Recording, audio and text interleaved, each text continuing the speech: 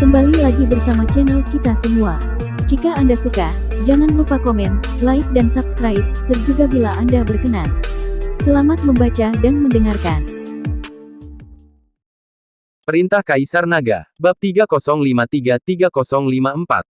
Gemuruh. Tiba-tiba, terdengar guntur teredam di langit cerah, diikuti badai petir yang jatuh dari langit. Dengan guntur langit memukul Dev, alam Dev akhirnya dinaikkan ke peringkat kelima dari alam tubuh komposit. Perlahan membuka matanya, mata Dev menjadi sedikit lebih tajam.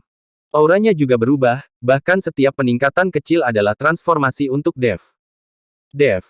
Melihat Dev bangun, Kueni dan gadis-gadis lain mengelilinginya dengan gembira. Yihe memandang Dev, dan bergegas maju untuk dengan hormat berkata, "Tuan Chen, Anda sudah bangun." Dev memandang Yihe, tampak sedikit terkejut. "Yihe, mengapa Anda di sini? Racun di tubuh Anda." Dev menemukan bahwa aura di tubuh Yihe tidak ditekan, dan pulih sepenuhnya. "Aku sudah sembuh, dan Putri Kabupaten Jialing menyembuhkanku," kata Yihe buru-buru menjelaskan. "Aku belum memberinya pil jiwa es, kenapa dia membantu menyembuhkanmu?" Dev sangat terkejut. "Putri dari Kabupaten Jialing berkata bahwa dia percaya padamu, dan setelah kamu pergi, dia mendetoksifikasiku," jawab Yihe. Ketika Dev mendengar ini, dia merasa sedikit malu. Jika dia menelan pil jiwa es barusan, bagaimana dia bisa menjelaskan kepada orang lain ketika dia kembali? "Tampaknya meskipun Anda mati di masa depan, Anda harus menepati janji yang Anda buat, atau Anda akan merasa bersalah. Tuan Chen, apa yang harus kita lakukan dengan Huoxia itu?" Yulian mengikuti Dev dan bertanya.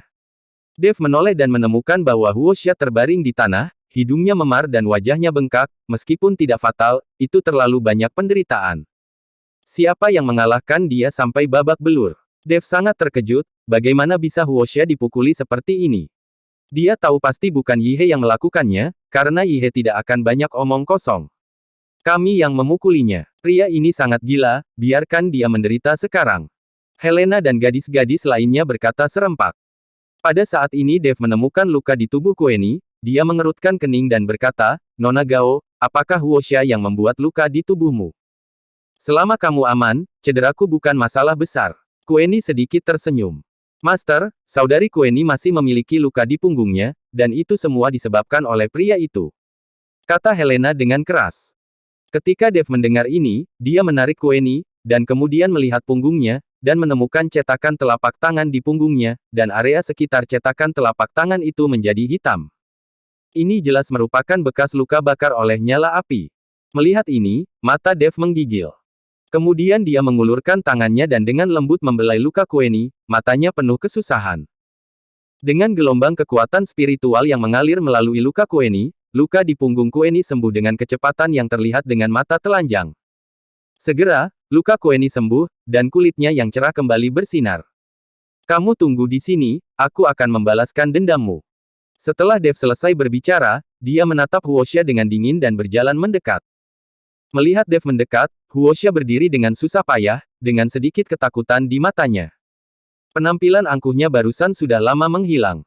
Dengan adanya Yihe di sini, Huoxia tahu bahwa dia pasti akan mati. Tetapi mengetahui bahwa dia harus mati, Huoxia masih mengancam Dev, "Saya adalah anggota dari Liga Penyegelan Iblis. Jika Anda membunuh saya, konsekuensinya akan sangat serius."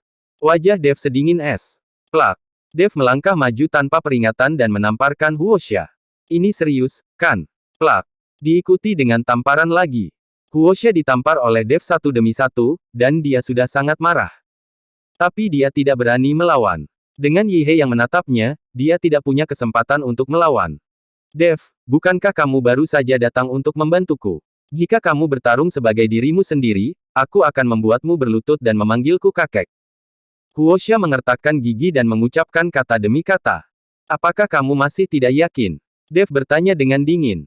"Tidak yakin." Mata Huoxia melebar, bagaimana dia bisa diyakinkan? "Jangan bilang aku tidak akan memberimu kesempatan. Sekarang kita bertarung sendirian. Jika kamu mengalahkanku, aku akan melepaskanmu.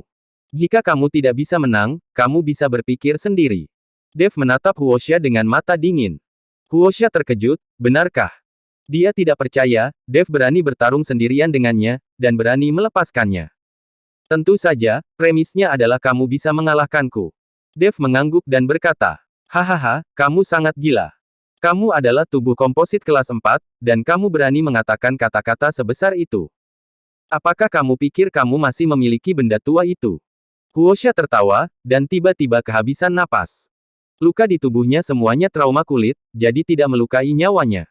Dan alasan mengapa Dev begitu kuat di tanah harta karun adalah karena perpaduan leluhur dari klan pelatihan tubuh kuno. Sekarang dia keluar dari tanah harta karun, dia tidak percaya bahwa Dev bisa mengalahkan dirinya.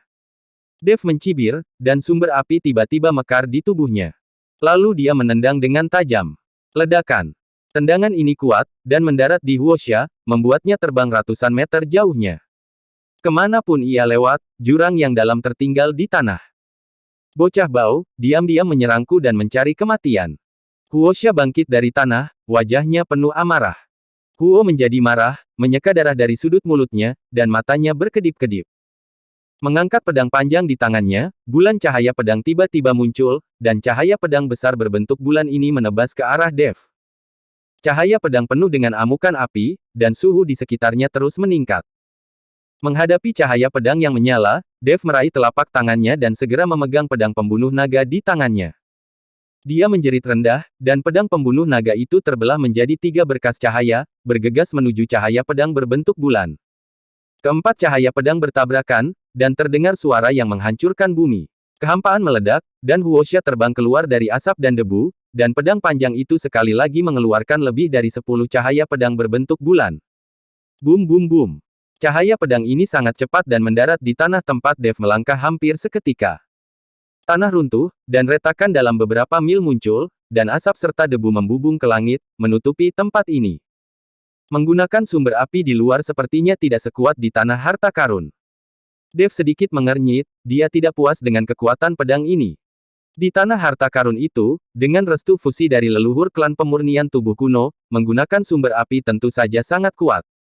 Setelah melihat kekuatan yang dahsyat, Dev merasakan celah di hatinya. Tubuh Dev terendam asap dan debu, Kueni dan yang lainnya di luar, melihat pemandangan ini, semua mengkhawatirkan Dev.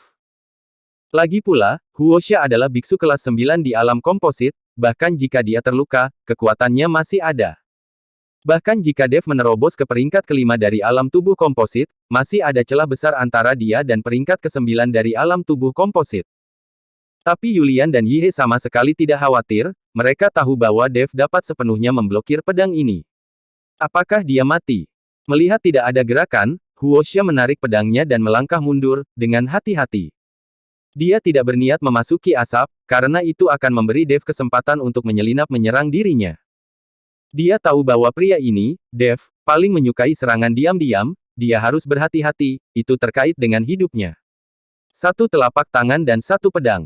Pada saat ini, suara Dev tiba-tiba terdengar di langit. Huosha tiba-tiba mengangkat kepalanya, dan tidak terbayangkan bahwa Dev melarikan diri dari jangkauan serangannya di beberapa titik, dan malah menabrak kepalanya. Apa yang kamu bicarakan? Mata Huosha menyusut. Aura Dev saat ini sebenarnya tidak bisa dibandingkan dengan peringkat ke-9 dari alam tubuh kompositnya. Apa yang terjadi? Kamu melukai Nona Gao dengan 1 telapak tangan dan 1 pedang, maka aku akan membalasmu 10 kali lipat. Kata Dev dengan mata membunuh. Bersambung.